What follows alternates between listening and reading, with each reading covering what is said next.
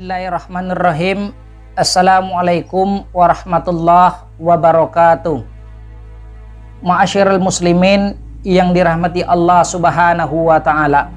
Kemudian yang ketiga kata Rasulullah sallallahu alaihi wasallam, di mana pada ketika itu akan datang suatu zaman di mana masjid-masjid akan begitu banyak didirikan, namun masjid-masjid yang berada pada saat itu akan sunyi daripada hidayah.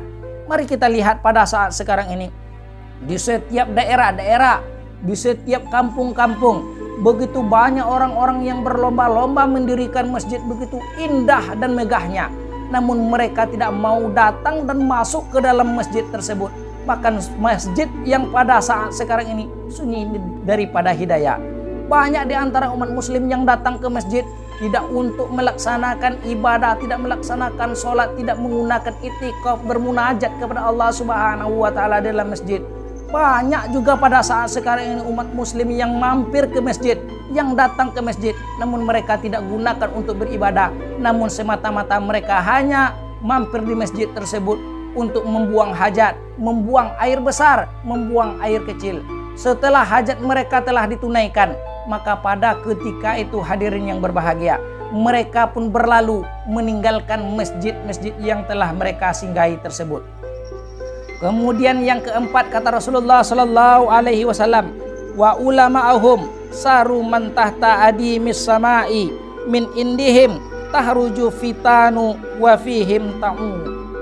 Di mana pada ketika itu kata Rasulullah sallallahu alaihi wasallam, ulama yang berada di penghujung zaman tersebut adalah ulama yang paling terburuk, ulama yang paling terjelek, yang berada di atas bumi, yang berada di bawah langit.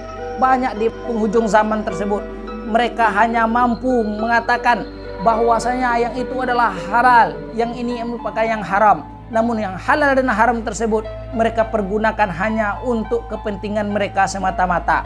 Bahkan banyak pada penghujung zaman tersebut ulama-ulama yang selalu saling menyalahkan di antara ajaran-ajaran yang telah dibawa oleh Rasulullah sallallahu alaihi wasallam. Hadirin kaum muslimin yang dirahmati Allah Subhanahu wa taala. Disinilah terletak perbedaan antara ulama-ulama terdahulu dengan ulama-ulama yang sekarang.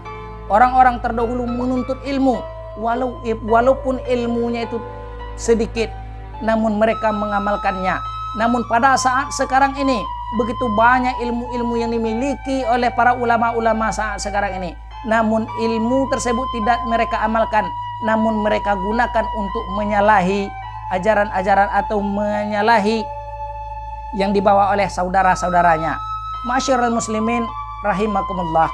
Di dalam hadis ini intinya ada empat zaman di mana yang akan datang kata Rasulullah sallallahu alaihi wasallam. Yang pertama adalah Islam itu akan tinggal nama. Yang kedua Al-Quran hanya tinggal tulisan. Yang ketiga masjid sunyi daripada hidayah. Yang keempat adalah ulamanya adalah ulama yang terburuk yang berada pada ketika itu. Ma'asyiral muslimin rahimakumullah. Mungkin hanya ini yang dapat saya sampaikan. Mohon maaf atas segala kekurangan. Wabillahi taufiq wa hidayah. Wassalamualaikum warahmatullahi wabarakatuh.